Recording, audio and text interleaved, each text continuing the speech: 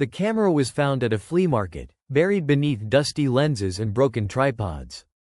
It looked older than anything else on the table: heavy metal body, cracked leather grip, no visible brand name. The seller wouldn't make eye contact. He only said one sentence before taking the money: "It already knows you." The shutter felt stiff at first, but when pressed, it made a deep mechanical click that echoed longer than it should have. Confused, they looked around the real room. Everything was normal. The couch stood upright. The window was intact. No broken glass anywhere. The photo had to be fake, maybe a double exposure, maybe damaged film. But as the minutes passed, a loud crack shattered the silence. The window exploded inward. The couch flipped violently as if struck. The room became exactly what the photo had shown. That night, out of curiosity, a photo was taken of the empty living room. Nothing unusual stood there, just a couch, a coffee table, a silent television. But when the photo developed, something had changed. The couch was overturned, the window was shattered, and on the floor, barely visible, was a dark shape lying motionless where no one had been standing before. Breathing heavily, they picked up the camera again. Hands shaking, they aimed it toward the hallway and pressed the shutter. The mechanical click sounded louder this time. When the image developed, it revealed the hallway lights flickering, and at the far end stood a tall figure, partially hidden in shadow. Its face was blurred, but its posture was unmistakably human, and it was facing the camera. Slowly, they stepped into the real hallway. The lights were steady. No flickering. No figure. The corridor was empty and silent. The photo must have been another coincidence. But as they turned to go back, the lights above began to buzz violently. One by one, they flickered out. At the far end of the hallway, a shadow shifted against the wall, forming the exact outline captured in the photograph. Heart-pounding, they raised the camera again and aimed directly at the shadow. The shutter clicked. When the image developed, the figure was closer, standing only a few feet away. Its arms looked longer than before, fingers thin and slightly curved. Behind it, the hallway walls appeared cracked, as if something immense pressed from the other side. In reality, the corridor remained unchanged, for now. Minutes later, a faint sound echoed from the end of the hallway, slow dragging, like fabric pulled across the floor. The walls trembled softly. Hairline cracks formed along the paint.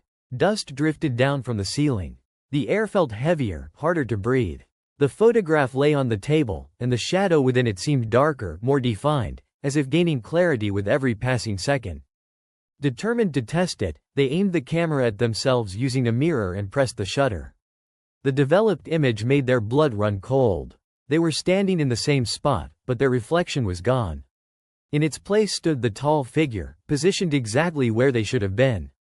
Its head tilted slightly, as though mimicking their posture.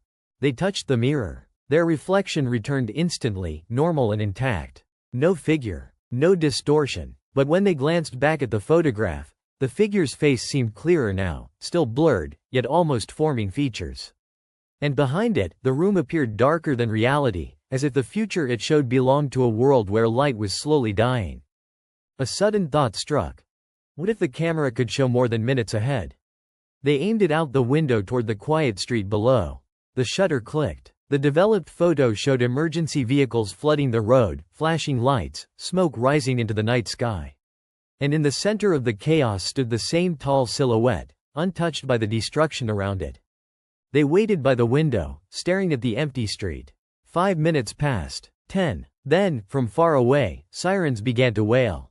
Red and blue lights reflected off nearby buildings. Smoke followed soon after, rising exactly where the photo had predicted. But among the responders and flashing lights, something darker moved slowly through the crowd, tall, unnatural, and unnoticed by everyone else. Fear turned into obsession. They kept taking photos, desperate to understand the pattern. Each new image showed the figure closer to them, sometimes in the hallway, sometimes standing behind their bedroom door. In one photo, it was only inches away, its elongated hand reaching forward. Yet in the real room, nothing stood there. Silence remained absolute. They tried destroying the camera.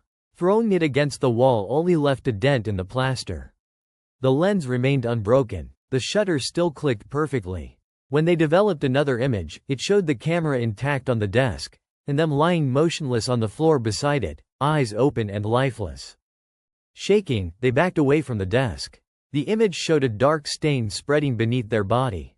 They looked down at themselves, no injury, no blood, but as they stared, a sharp pain shot through their chest. They gasped, stumbling backward, knocking over a chair exactly as the photo depicted. Desperate, they aimed the camera at the front door and pressed the shutter. The photo revealed the door wide open. The hallway beyond was pitch black, stretching impossibly far, far longer than the building's actual layout. The tall figure stood inside that darkness, waiting, as if the doorway had become an entrance to somewhere else entirely. They rushed to check the real door. It was closed and locked. But when they placed their ear against it, faint breathing could be heard from the other side, slow, patient, and inhumanly steady. The sound did not echo through the building. It felt too close, too deliberate. Another photo. The shutter clicked automatically this time, without being pressed. The developed image showed the door now open in reality, and the figure stepping across the threshold. Its limbs bent unnaturally, as if its joints were wrong. Its face remained blurred, but its outline was sharp and impossibly tall. The doorknob behind them began to turn slowly. Metal scraped against metal. They didn't need to look to know what was happening.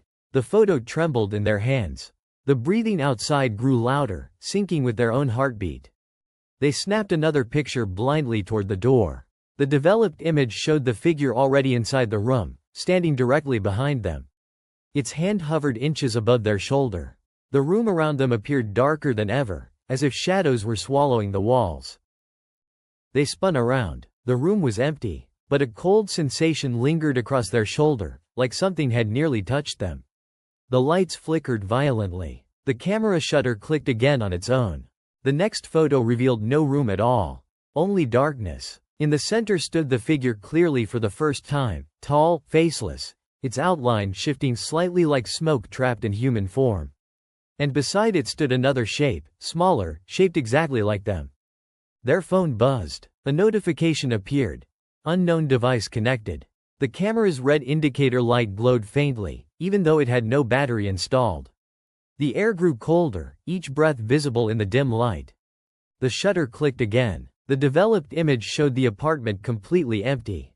No furniture, no belongings, just bare walls and darkness. And in the corner, the tall figure standing alone, as if it had already finished something. A final photo slid out slowly. This one showed a flea market table, dusty and cluttered.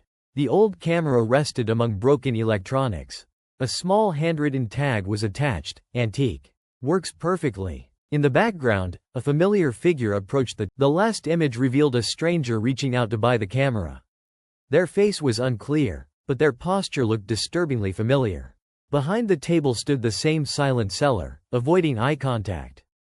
And beneath the photo, faint words appeared where no ink should have been. "It already knows you."